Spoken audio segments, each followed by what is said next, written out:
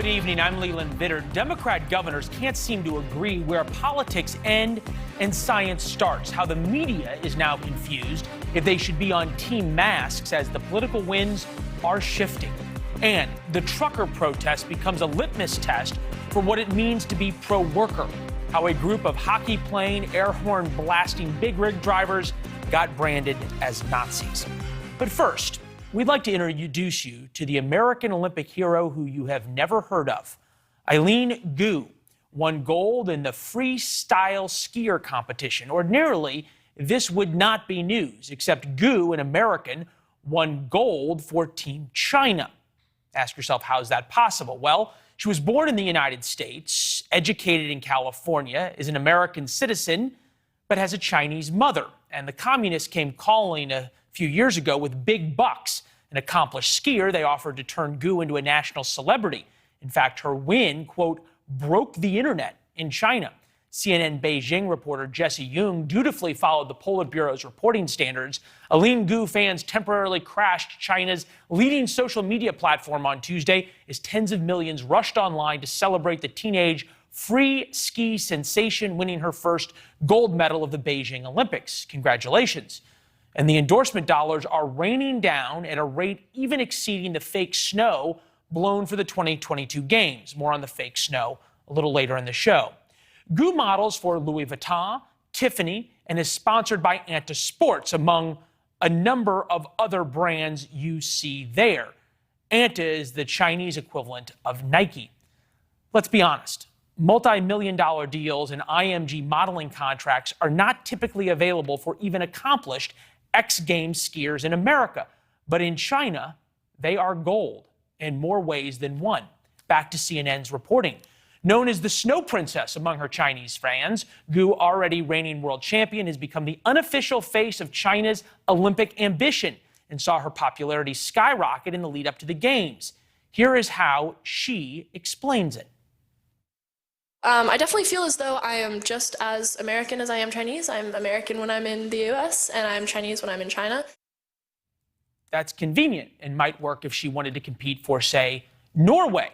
When in America, I'm American. When in Norway, I'm Norwegian. Fine. But China? Really?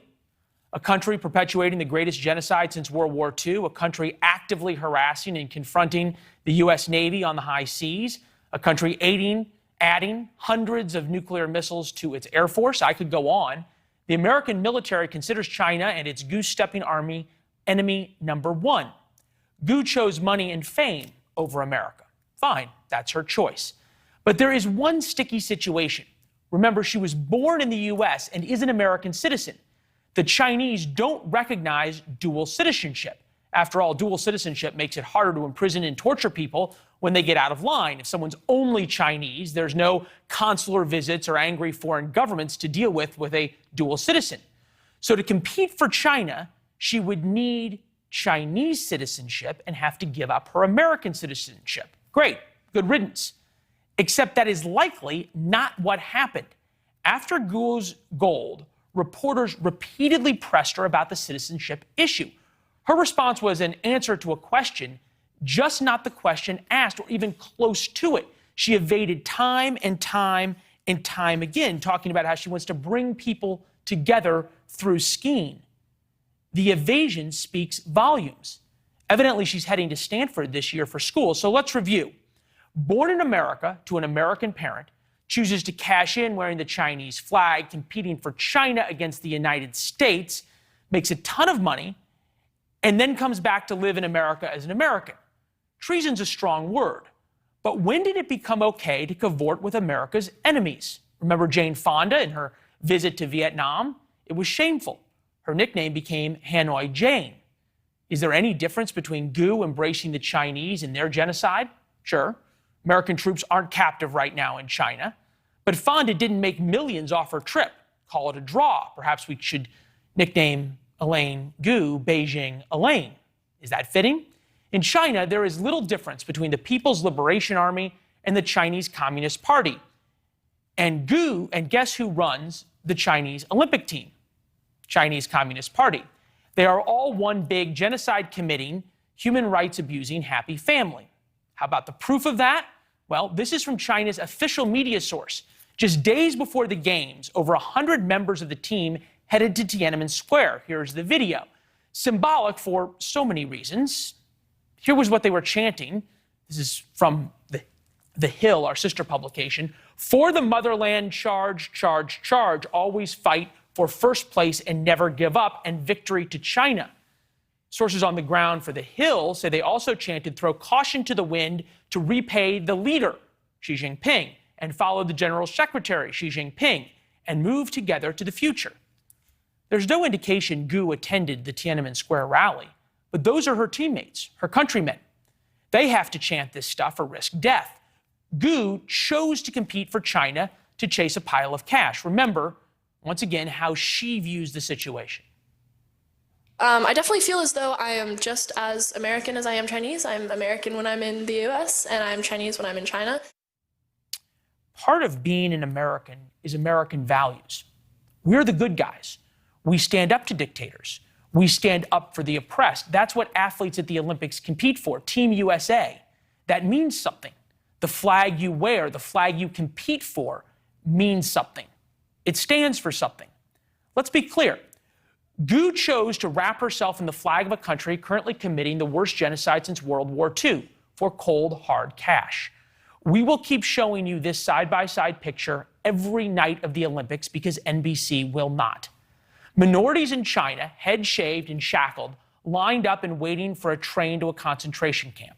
That's on the left. It's happening right now in China. On the right is Nazi Germany, lining up Jews heading to the gas chamber. It's the same thing.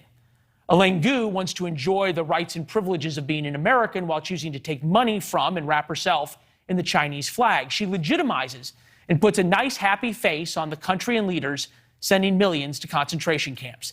And there is zero indication that she has given up her American citizenship. She won't comment on it.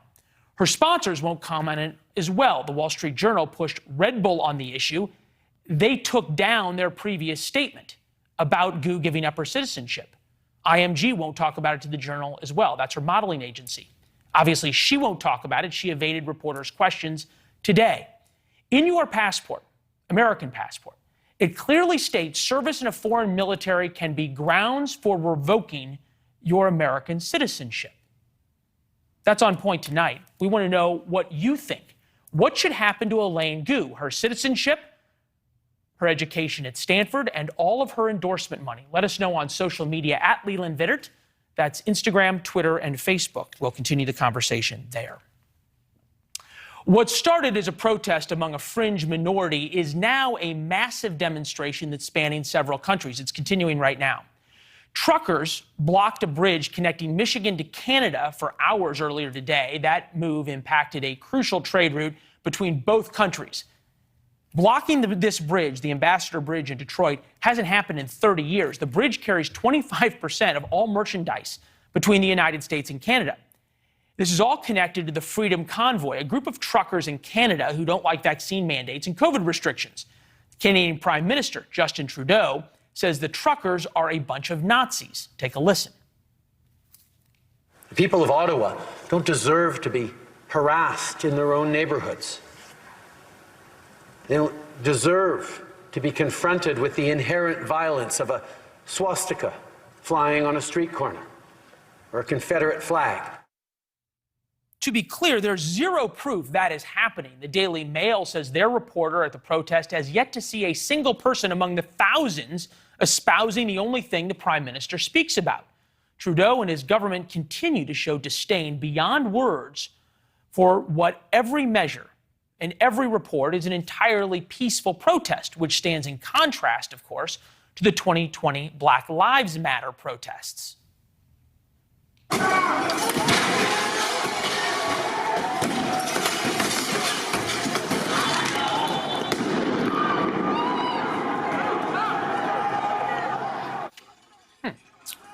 Those are the protests in Montreal during BLM, the summer of 2020. And Ottawa, we also have pictures from Ottawa during the truckers' protest. Ottawa is completely peaceful. The BLM protest, well, the video says everything. Trudeau took a knee in solidarity with the BLM movement, the people you see right there, and explained things this way. I have attended protests and rallies in the past when I agreed with the goals, when I supported the people expressing their concerns and their issues. Black Lives Matter is an excellent example of that. But I have also chosen to not go anywhere near protests that have expressed hateful rhetoric, violence towards fellow citizens. To be clear, we can find no record of any of the truckers advocating hate or violence towards fellow Canadians.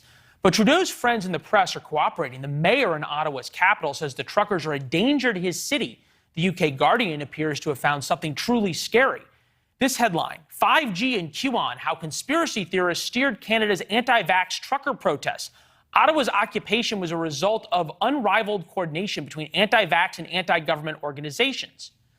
We've been covering the trucker protests for more than a week now and take no position on their grievances, namely a protest over the vaccine mandates. But we do believe in objective and fair reporting, which the truckers have clearly been denied. We bring in Harold Jonker, a truck driver with 27 years of experience, the captain of one of these convoys, joining us from Ottawa. Harold, we appreciate you joining us. You think the Prime Minister is scared of you or disdainful of you, or both? I think it's a little bit of both. And he's also desperately trying to make us look like a bunch of hooligans when we're a bunch of peaceful truck drivers that are doing what is rightfully allowed in our country. We have the support of the country. Every nationality is represented in the gatherings we've had. And you look at the pictures, thousands and thousands of people gathering here every day. Even today, it's not the weekend. And I was totally surprised how many people are walking by with their families. They're saying, we're bringing our kids here to show our kids how democracy works. So they're saying democracy is not working, but it's working in a protest. The police have tried tactics to shut us down. They've warned, we've been warned that if our phones do black out, it's not something to panic on. It's part of the police tactics to cut us off from the world so that we're stopped from showing the truth on Instagram, Facebook.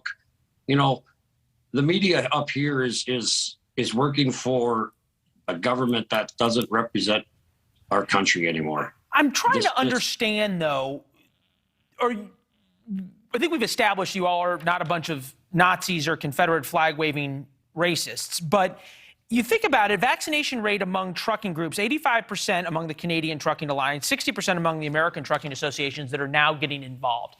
Is this actually about the vaccine? One guy we talked to was vaccinated and he's still there. Yeah, exactly. I got 10 truck drivers that came up with us at the beginning. 2 of them were vaccinated. It's about our freedom. It's about choice. It's about what's rightfully should be my choice and not a government's choice or a government's body. So everybody's represented here.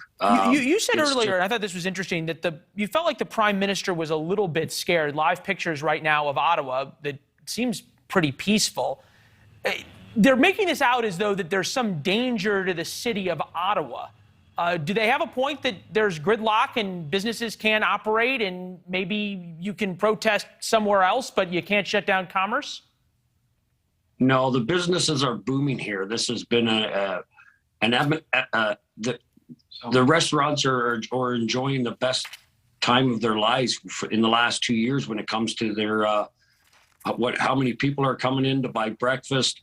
They're excited. They're happy to be that we're here. The residents of this city are begging us not to leave. The employees of Canada coming out of the offices where we're sitting our trucks by, they're begging us not to leave. All right, Harold, they're begging you not to leave. How does this end? If you all don't get arrested, I guess. Yeah. Well, we're not breaking the law, so the police can't arrest us. So we all know that. We're staying calm. We're having a party with our supporters that are coming in. We're being fed better than when we go on the road and buy food in the restaurants. They're bringing V8. They're bringing us all kinds of medicine. The citizens are supporting this. Well, Harold, beautifully. we're going to keep covering this, and it appears as though it is coming to the United States as well. We're already hearing about truckers in the U.S. with solidarity towards you. Appreciate you being with us. Thank you, and we'll check back in, all right? Yes, thank you, and God bless. You as well, sir. All right. Harold brought up the media part of this story, and that is a big angle. We bring in Colby Hall, founding editor at Mediaite, NewsNation producer. Hey, Colby, does Harold have a point that they're not getting a fair shake? Well, I think you're changing that with this segment right here. I think initially this was, especially in the United States, was largely dismissed because, you know, it was a story about a protest that was in Canada, a much smaller nation, although, you know, it's an ally, one of our closest allies. It's next to us. You know, and I think what happens is a lot of times media falls into a trap where they look for evidence to support their narrative. So, you know, are there individuals who are conspiracy theorists that are part of those truckers? I'm sure there's, you know, thousands of them, right? And I'm sure you can cherry pick one or two that believes in QAnon conspiracies or 5G. That doesn't mean that they all are. And I think as you look into it and more reports have come out, you know, they're really aggrieved. They're really over it. They're really upset. And I think their actions have really resonated over the last 24 to 48 hours because what they're doing speaks to a lot of people who are a little bit frustrated with the way the data has changed, and yet the sort of government guidelines has not evolved with it. What's interesting to me in the media coverage is that you'd think that a uprising by workers, if you will, and these are hardworking men and women, there's few jobs harder than driving a truck, would be the very thing for the media to champion. And instead, to your point, they fall into this confirmation bias or simply taking politicians at their word that these are a bunch of conspiracy theory racists. Take a listen to some of the other networks. Because they're so put upon for being asked to do what they've been asked to do, required to do their entire lives. It's a cult. I mean, just think of the language. I know it sounds familiar to you, right? A threat to democracy, an insurrection, sedition. An insurrection and a sedition, that's a CNN reporter calling it that. It'd be hard to, like, North Korean-esque, parroting the government talking points. You know, I think what's at play here is that a lot of the people that work in the media that are sort of, you know, especially New York and DC and to LA are kind of elites. And a lot of them grew up in their own little pockets and sort of got their jobs because of nepotism or you know, went to the right schools. I got to say, and I hate to sort of do this, but, you know, having grown up in a small town in Kansas, I drove cross country a lot, and no one knows sort of the heroic role that truckers played in keeping our commerce moving. I've spent many a 2 a.m. morning at a truck stops across I-70 and many long drives across the country. And I think what you're seeing is you know, these are sort of caricatures to a lot of people. They don't really know many people that drive trucks or work in this blue collar. So it's really, when you don't know these people, it's very easy to paint them in like sort of as cartoon characters and not as real people. And sometimes I think that comes across in the reports, which, you know, candidly is unfair to them. They have a broad sensibility and an agenda that deserves fair reporting. Now, certainly they have not seemed to get it. Think about this could go one of three ways, right? It just sort of continues in Ottawa. It expands to the United States. The media coverage, if it comes to the United States, goes which direction, and it goes which direction if Vladimir Putin invades Ukraine and takes over the airwaves? Well, the Ukraine invasion is a whole other thing. I think the best thing that could happen to the United States is actually what's happening right now with the truckers in Canada. Because as the data set of what's going on with Omicron being less significant, a lot of mask mandates starting to lessen, and the New York governor, Kathy Hochul, is going to make an announcement tomorrow, I think, to lighten the mask mandates. I think that there are a lot of people that are starting to say, okay, maybe we need to listen to these people who are over it, and it's okay to be, you know, 75% of Americans are now have a vaccination shot or have had the virus themselves. So, you know, I think what you'll see is this will be a pretext to say, well, we don't want to have that problem here in the United States. Let's start to lift things, and candidly, because the science has changed. Now, if Ukraine becomes a story, that will be a whole other thing, and it's, I don't have a crystal ball. It's too early to see how that. But I do believe that we're going to start to see a pretty dramatic lifting of mitigation efforts across the country. You make a very good point that politics often flows downstream of culture, not necessarily downstream of science, and there's a change in the culture, and therefore the politics is changing. We'll get to that a little later in the show. Colby, always good to see you. Thank you. Thank you, Leland. Thanks for having me. All the best. Coming up, Chicago's mayor connects remote learning to carjackings.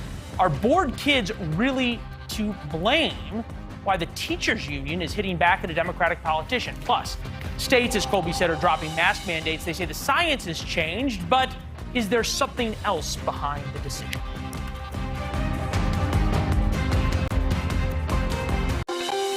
Democratic governors cannot seem to decide where politics stops and science starts, or maybe it's the other way around. In the past 24 hours, New York Governor Kathy Hochul extended a statewide school mask mandate that would have expired on February 21st. That was accurate as of about 15 minutes ago when we came on the air. Now the New York Times is reporting that she has reversed course from what she said earlier today and is going to drop mask mandates tomorrow.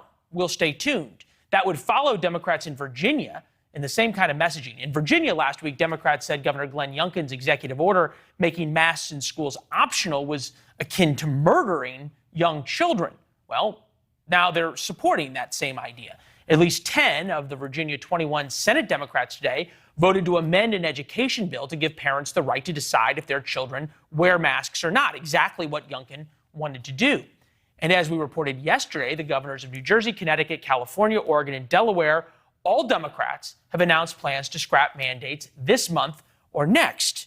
God willing, Illinois will get on the bus sometime soon. Again, same science, same party, and oddly different decisions going on. And that's setting up a fight with the teachers union, who don't seem to be on board with the idea of ever allowing kids to be in school without masks. The real question becomes, how do we make sure that people can plan for it? And what are the measures so that everybody knows? So it doesn't feel like it's based upon politics. It feels like it's based upon making sure that there's no transmission in school. We bring in Congressman Mark Green, emergency room physician and Republican from Tennessee. All right, from a science standpoint, is the science changed or the politics changed? So the politics has changed, Leland. I mean, hands down. And what we've learned about this whole pandemic is that politics can basically interrupt the scientific method. It's absurd. I was listening to that clip you gave, and we need to plan to make this transition. I mean, goodness grief. What do you have to do to take a mask off? I mean, what kind of plans do you have to make to take a mask off? They've lost their minds. I'm interested what do you think in terms of the politics of change? Culture, politics is downstream of culture, the great Andrew Breitbart. Is there a part of culture that wearing a mask no longer signifies what it used to signify? I suppose so. But honestly, what fuels the Democrats is popularity in the polls. They've polled this. They've realized they're losing. There's a big election this year. So they're changing their policies and trying to flip it on its head. But they're the ones that have pushed this ridiculous policy on us from the beginning. And you might recall in a hearing that I was in, I cited 74 different studies that showed masks didn't work in the non-healthcare setting. But it didn't matter. That was at the beginning of the pandemic. It didn't matter. They wanted their authoritarianism out there. They did it.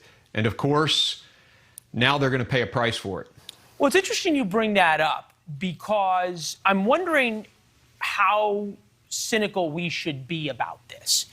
Obviously, things don't look good for November for Democrats, and we got a long way between now and November. Does giving everyone a summer of freedom from masks all of a sudden change the dynamics for November?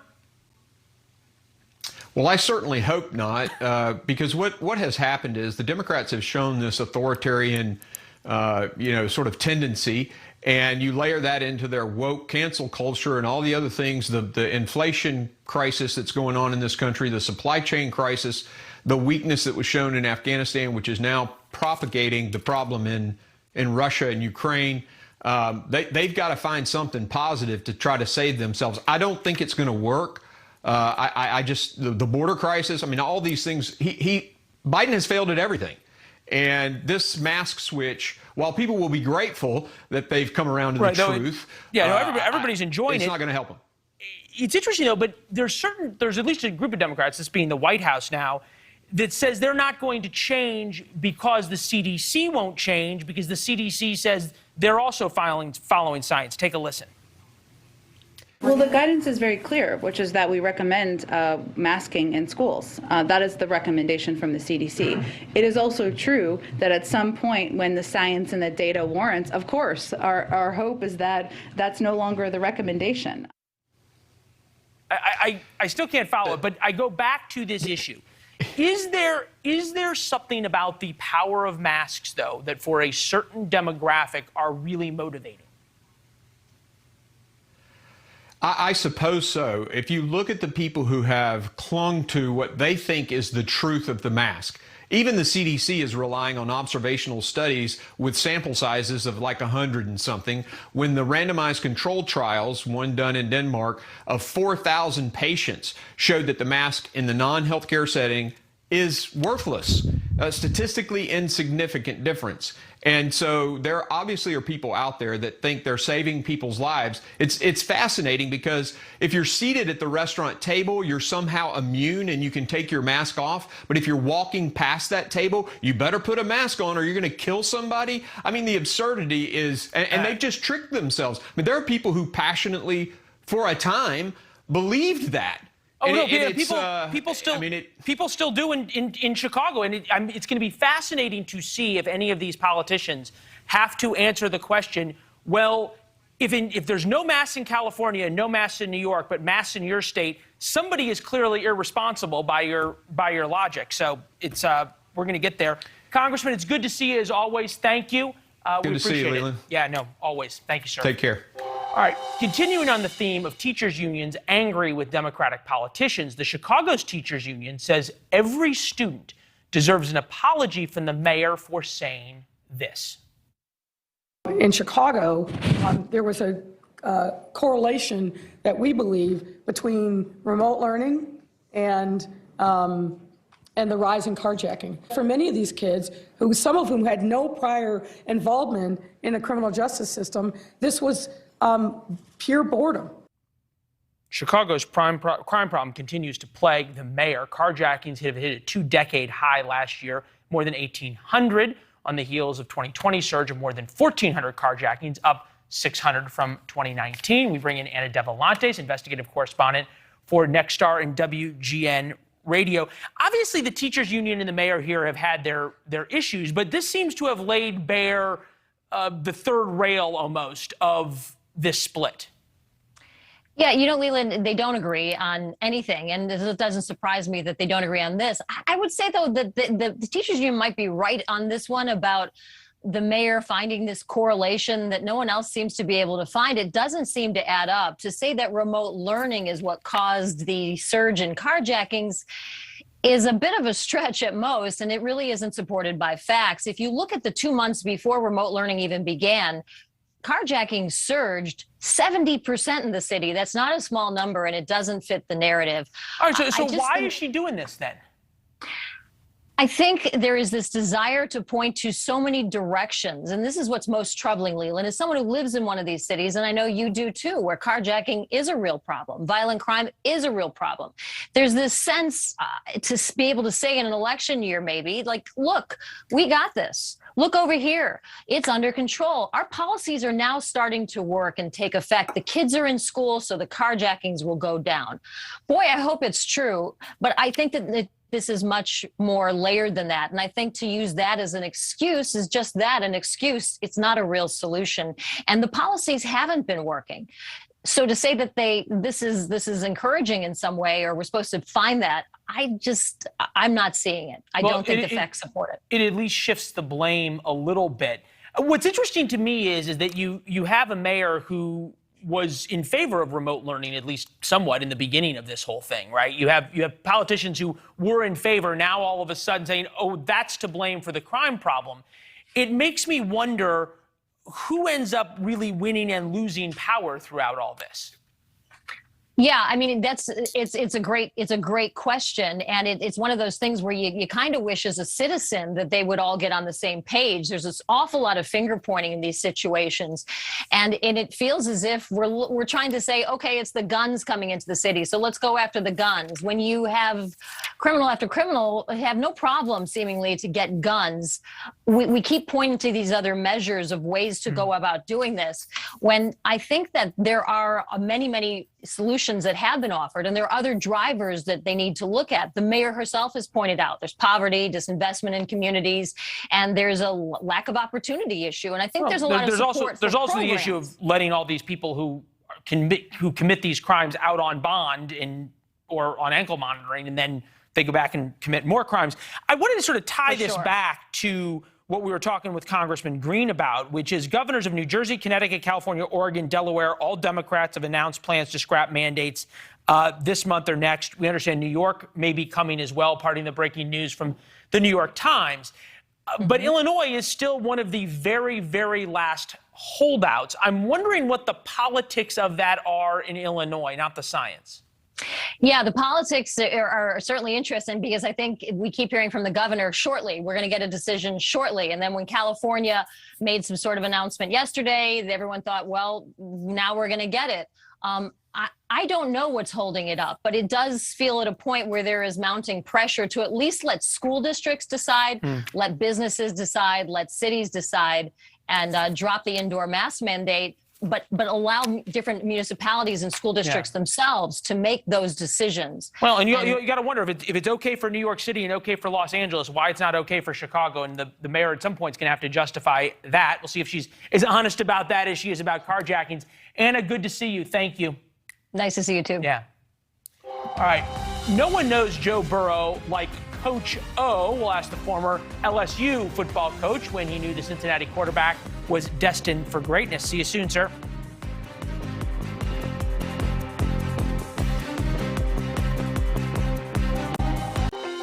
Welcome back. The Biden administration is preparing a new plan to release an even larger number of undocumented immigrants into the country. Here's how Axios writes it.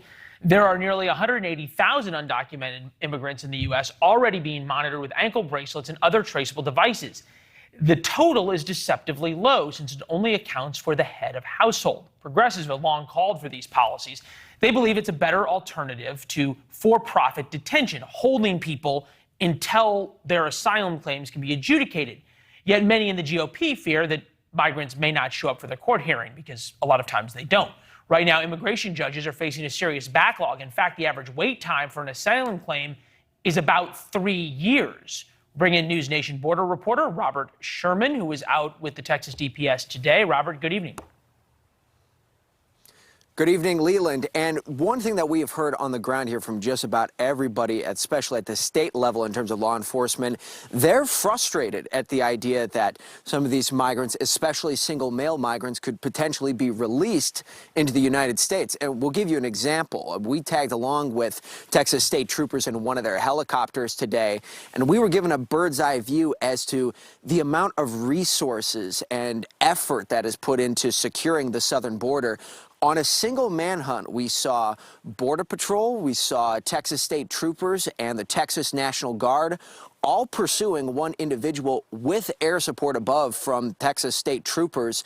That just goes to show the concerted effort that is being put into the field of play here by the brave men and women working in law enforcement down here, which is why some of them tell us is that when they see some of the very same people that they helped apprehend all of a sudden released into the United States, it gets frustrating. Listen to this. That they basically get let loose after they get caught by the Department of Homeland Security. They just get released in the United States. That's what's frustrating for majority of techs that I talk to. No, we're gonna do our job. We're gonna continue doing our job. Now, you mentioned the idea, Leland, of migrants being released into the U.S. Here's another example for you. We actually tagged along with Texas state troopers last night during a human smuggling bust where they arrested 9 people. But at least one person eluded law enforcement and escaped. And that's something that we hear from law enforcement down here as well, is that the numbers that frighten them aren't the 2 million plus migrant encounters that you saw in 2021. It's the number of gotaways. It's the number of people who slipped past law enforcement that they don't even know about that has them most worried. And their fears is that releasing some of the people that they did catch back into the country will amplify some of those concerns. Leland? Yeah, you also think about the amount of money that is being spent every day to stop this. Almost makes building the wall look cheap. Robert, keep up the great work and reporting down there. We'll check back in. See you soon. All right. You got it. When we come back, the Olympics and the tragedy that is going on in China in one picture. That picture will say it all. We'll see you in a minute. Thanks for watching. Click the red subscribe button below so you can get more of NewsNation's fact-driven, unbiased coverage.